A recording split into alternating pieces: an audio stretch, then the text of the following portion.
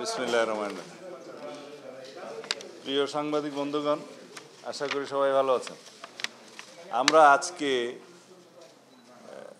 5টা সংস্কার কমিশনের প্রতিবেদনের উপরে বিএনপির পক্ষ থেকে আমাদের মতামত, তারা যে স্প্রেডশিট আমাদেরকে দিয়েছিলেন সেটা এবং বিস্তারিত মতামত, তার উপরে দুটি একসাথে দিতে এসেছি। কয়েকটা বিস্তারিত মতামত আমরা কয়েকদিন পরে সাথে সংযুক্ত করব, সেটা ওনাদের সাথে আলাপ হয়েছে। তা আমি আমরা মতামত দিয়েছি তার কিছু সারাংশ আপনাদের জন্য উপস্থাপন করতে চাই। যেমন যেগুলো আমরা স্প্রেডশিটে আমাদের মতামত দিয়েছি, মন্তব্যের কলামে দিয়েছি, হাতে দিয়েছি। দুদক 1 নম্বরে বলতে চাই, তাদের স্প্রেডশিটে 20টি মতো প্রস্তাবনা ছিল, সুপারিশ ছিল। 20টার মধ্যে আমরা 11টাতে সরাসরি একমত, আর 7টা কি 8টাতে আমরা মন্তব্য সহ নীতিগতভাবে একমত। শুধুমাত্র একটি প্রস্তাবের মধ্যে আমরা ভিন্ন মত পোষণ করেছি মন্তব্য সহ, কারণ ওখানে একটা আইন সংশোধনের বিষয় রয়েছে, আয়কর সংক্রান্ত। প্রশাসনের যে সমস্ত প্রস্তাবগুলো আমরা পেয়েছি প্রশাসন সংস্কার কমিশন থেকে, সেখানে আমরা প্রায় অর্ধেক বিষয়ে একমত। 26টার মতো প্রস্তাবনা ওখানে আছে, আর বাকি অর্ধেক বিষয়ে আমাদের মতামত আছে, মন্তব্য আছে। বিস্তারিত আলাপ আলোচনার মধ্য দিয়ে সেগুলো একটা জায়গায় আসা যাবে। তার মধ্যে একটি গুরুত্বপূর্ণ বিষয় হচ্ছে কর্মকর্তাদের, অফিসারদের সচিব পর্যায়ে পদোন্নতির জন্য বিভিন্ন স্টেজ থেকে বিদ্যমান এসএসবি ব্যবস্থা বাতিলের একটা সুপারিশ করা হয়েছে, যার সাথে আমরা একমত নই। তার পরিবর্তে মন্ত্রিপরিষদ কমিটি করার একটা প্রস্তাবনা দেওয়া হয়েছে। আমরা মনে করি তার মধ্য দিয়ে এখানে প্রশাসনে রাজনীতিকরণ হওয়ার সম্ভাবনা আছে, সেই জন্য আমরা এটা দ্বিমত পোষণ করছি। আর একটা বিষয়ে প্রমোশনের ক্ষেত্রে প্রস্তাবনা যেটা দেওয়া হয়েছে, সেটা আদালতের একটি রায় আছে, সেই আদালতের রায় বহাল থাকা অবস্থায় ওই বিষয়ে আমরা কোনো মন্তব্য করতে চাইনি। এটা স্ট্যাটাস কো রাখাটাই আমরা বাঞ্ছনীয় মনে করি। বিচার বিভাগের ক্ষেত্রে প্রায় সকল প্রস্তাবের সাথে আমরা একমত। যেহেতু আপনারা জানেন যে আমরা আমাদের 31 দফা প্রস্তাবের মধ্যে বিচার বিভাগের পূর্ণাঙ্গ স্বাধীনতার জন্য অনেকগুলো প্রস্তাব আমরা ওখানে দিয়েছিলাম। তার মধ্যে অধস্তন আদালতের স্বাধীনতা নিশ্চিত করার জন্য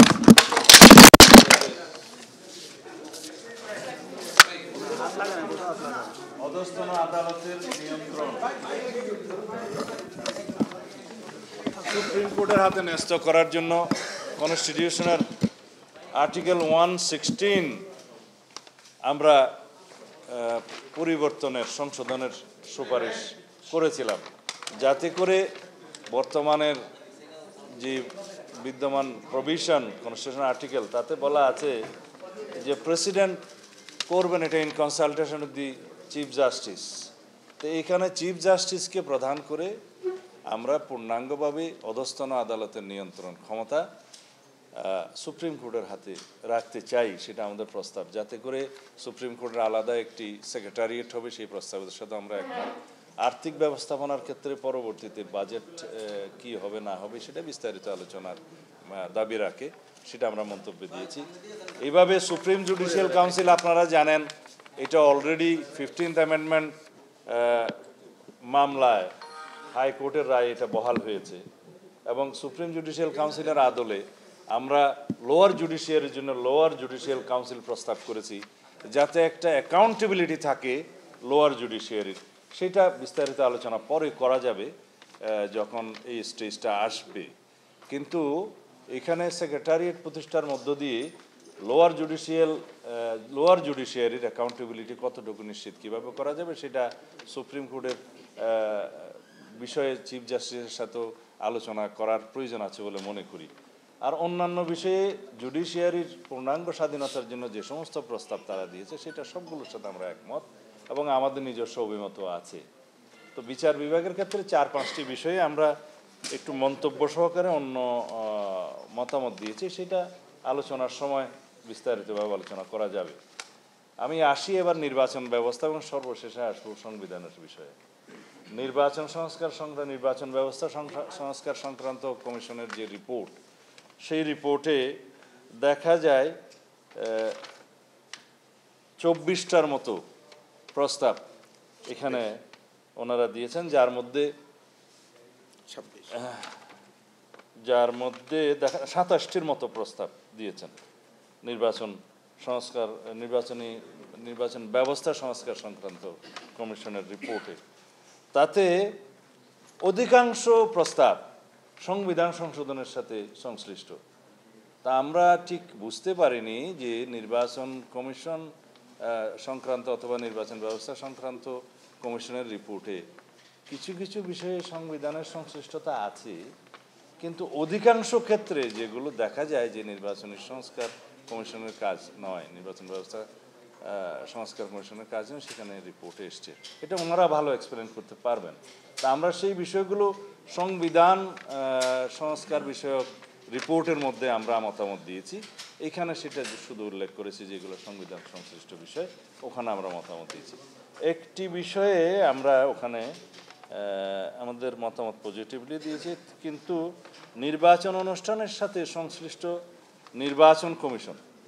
নির্বাচন কমিশনের ক্ষমতাকে খর্ব করার জন্য এই সংস্কার কমিশন কিছু রিপোর্ট দিয়েছে, প্রতিবেদন দিয়েছে, যেগুলো আমরা মনে করি নির্বাচন কমিশনের স্বাধীনতার মধ্যে হস্তক্ষেপ, এবং যেগুলো আমরা মনে করি নির্বাচন কমিশনের এখতিয়ারের মধ্যেই থাকা দরকার।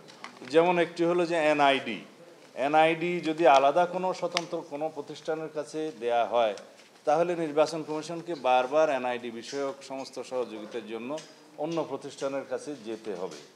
তার চাইতে বর্তমানে যে বহাল আছে, অবশ্য একটা আইন আছে, এটা আওয়ামী লীগের সময় করেছে, যে এনআইডির কার্যক্রম স্বরাষ্ট্র মন্ত্রণালয়ের অধীনে নিয়ে যাওয়া হয়েছে। আইনটি এখনো বাতিল করা হয়নি, বাতিলের জন্য বিবেচনাধীন ছিল। আমরা মনে করি আইনটা বাতিল করে এনআইডির কার্যক্রম পুরোটাই নির্বাচন কমিশনের হাতে রাখা উচিত।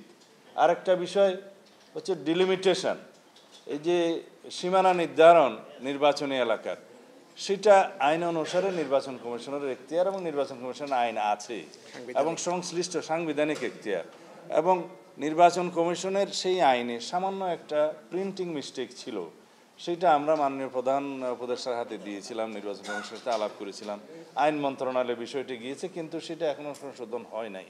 না হওয়ার কারণে নির্বাচন কমিশন এখন ডিলিমিটেশন সংক্রান্ত কোনো শুনানি করতে পারছে না।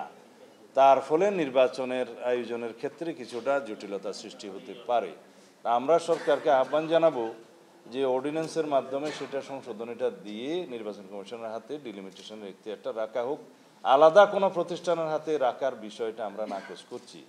সেটা যদি পরে বিস্তারিত আলোচনা করা যায়, সেটা তখন আমরা বুঝিয়ে বলবো। আর একটা বিষয় হচ্ছে যে নির্বাচন কমিশনকে দায়বদ্ধতার জন্য সংসদীয় স্থায়ী কমিটির কাছে জবাবদিহিতা করতে হবে বলে একটা সুপারিশ এসছে।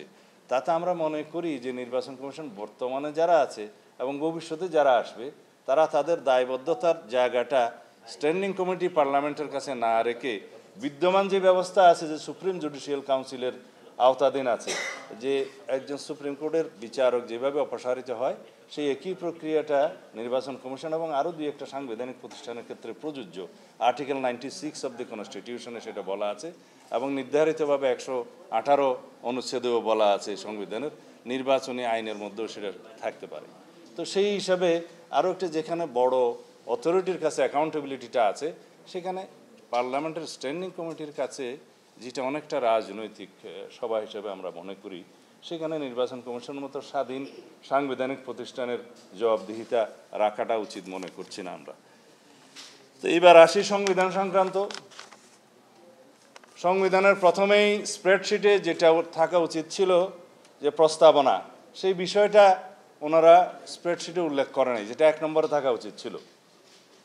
সংবিধানের সবচাইতে গুরুত্বপূর্ণ এবং একটি প্রথম পৃষ্ঠার অংশ হচ্ছে প্রস্তাবনা, প্রিয়াম্বল নামে আমরা যেটাকে চিনি।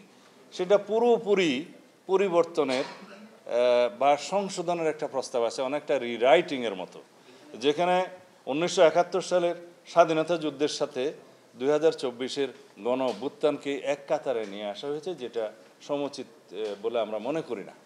এটাকে অন্য জায়গায় রাখার বা তফসিল অংশে রাখার বা স্বীকৃতি দেওয়ার বিভিন্ন রকমের সুযোগ আছে, সেটা আলাপ আলোচনার মধ্যে দিয়ে আমরা পরে প্রকাশ করব। কিন্তু সেই প্রিএম্বলটা আমরা চাই, যেটা পঞ্চদশ সংশোধনের পূর্ব অবস্থা, যেটা 5th অ্যামেন্ডমেন্টের পরে গৃহীত হয়েছিল বাংলাদেশের জনগণের সকল অভিপ্রায় অনুসারে, সেই জায়গায় বহাল থাকা উচিত। তারপরে ওনারা শুরুই করলেন রিপাবলিক দিয়ে, রাষ্ট্র দিয়ে, রাষ্ট্রের নাম পরিবর্তন দিয়ে, যেটাকে প্রজাতন্ত্র না বলে জনগণতন্ত্র বা নাগরিকতন্ত্র বা পিপলস রিপাবলিক অফ বাংলাদেশের ক্ষেত্রে বাংলায় বলছেন যে জনগণতান্ত্রিক বাংলাদেশ। আর রিপাবলিক শব্দ ইংরেজিতে কি থাকবে, পিপলস রিপাবলিক অফ বাংলাদেশ ইংরেজিতে কি থাকবে, কিন্তু বাংলার মধ্যে ওনারা নাগরিকতন্ত্র এবং জনগণতান্ত্রিক বাংলাদেশ লিখতে চান। সেইটার কোনো প্রয়োজন আছে বলে আমরা মনে করি না। দীর্ঘদিনের প্র্যাকটিসের মধ্য দিয়ে বাংলাদেশের মানুষ সেটা মেনে নিয়েছে রাষ্ট্রের নাম। এখন এই বিষয়টা দিয়ে যে আসলে কতটুকু কি অর্জন হবে সেটা প্রশ্নের দাবি রাখে, সেই জন্য আমরা এখানে একমত নই। আর তাছাড়া মৌলিক অধিকার এবং মূলনীতি এরপরে আসে। তো মূলনীতির ক্ষেত্রে ওনারা ব্যাপক পরিবর্তনের একটা প্রস্তাব ওখানে রেখেছেন। তা আমরা প্রস্তাব করেছি যে বর্তমানে সাংবিধানিক যে ধারাগুলো আছে, অনুচ্ছেদগুলো আছে, তার মধ্যে আলাপ আলোচনার ভিত্তিতে বিভিন্ন স্টেক হোল্ডারদের প্রস্তাব অনুসারে এই মূলনীতির মধ্যে যে প্রস্তাবগুলো আছে সেগুলোর হয়তো সংশোধনে আনা যায়, বাট আমরা আমাদের দলের পক্ষ থেকে পূর্ব অবস্থায়, পঞ্চদশ সংশোধনী পূর্ব অবস্থায় বহাল রাখার জন্য আমরা প্রস্তাব করেছি। মূলনীতির পরে আসে মৌলিক অধিকারের বিষয়টি। ওনারা মৌলিক অধিকার এবং স্বাধীনতা নামে আলাদা একটা চ্যাপ্টার সংযুক্ত করার জন্য প্রস্তাব করেছেন, যেটা আসলে অনেকটা আমরা মনে করি যে অভিজ্ঞতা না থাকার কারণে, হয়তো যাদের পার্লামেন্টারি এক্সপিরিয়েন্স বা রাষ্ট্র পরিচালনার অভিজ্ঞতা না থাকার কারণে হয়তো এটা অভিমত আসতে পারে, অনেকে দিয়ে থাকতে পারেন। কারণ হচ্ছে রাষ্ট্রের যেটা মৌলিক অধিকার জনগণের, সেটা এনশিওর করতে হবে রাষ্ট্রকে, নিশ্চয়তা বিধান করতে হবে রাষ্ট্রকে। সেই জন্য মৌলিক অধিকারের বাস্তব সিভিল এবং পলিটিক্যাল রাইটগুলো সীমিত। এরপরে আছে সোশ্যাল, কালচারাল এবং ইকোনমিক রাইটগুলো, সেগুলো রাষ্ট্রের সক্ষমতার উপর ভিত্তি করে গুড গভর্নেন্সের উপরে সবসময় ছেড়ে দিতে হয়, রাষ্ট্রের গভর্নেন্সের উপরে ছেড়ে দিতে হয়। সেই জায়গায় ওনারা জিনিসটা একটু মিলিয়ে ফেলেছেন, অ্যামালগামেট করে ফেলেছেন। সেটা আমরা আশা করি তাদেরকে বোঝাতে সক্ষম হব। এরপরে আসে নির্বাহী বিভাগ, আইন বিভাগ এবং বিচার বিভাগ, তারপরে সাংবিধানিক অন্যান্য প্রতিষ্ঠানগুলো, নির্বাচন কমিশন সহ। তো এখানে নির্বাহী বিভাগ, আইন বিভাগ এবং বিচার বিভাগের মধ্যে ওনারা যে সমস্ত প্রস্তাব নিয়ে এসছেন এবং যেগুলো কমিশনের কথা বলেছেন, specially the national constitutional council গঠন করে কিছু অনির্বাচিত ব্যক্তিদেরকে এবং প্রাতিষ্ঠানিক প্রধানদেরকে এখানে মেম্বার করে যে সমস্ত এখতিয়ার গঠন এবং ধরন এবং কার্যাবলীর কথা প্রস্তাব করা হয়েছে, তাতে করে দেখা যাবে যে রাষ্ট্রে নির্বাচিত জনপ্রতিনিধিদের তেমন আর কোনো গুরুত্ব থাকে না। তাই সেগুলো আমরা বলেছি যে এটা পুনর্বিবেচনা করা যায়, আলাপ আলোচনা করা যায়। রাষ্ট্র নির্বাচিত প্রতিনিধিদের দ্বারা পরিচালিত হবে, এটা হচ্ছে আমাদের সংবিধানের মূল জিস্ট, আমাদের সংবিধানের মূল চেতনা। তো সেই জায়গায় এটা ক্ষতিগ্রস্ত হবে বলে আমরা মনে করি।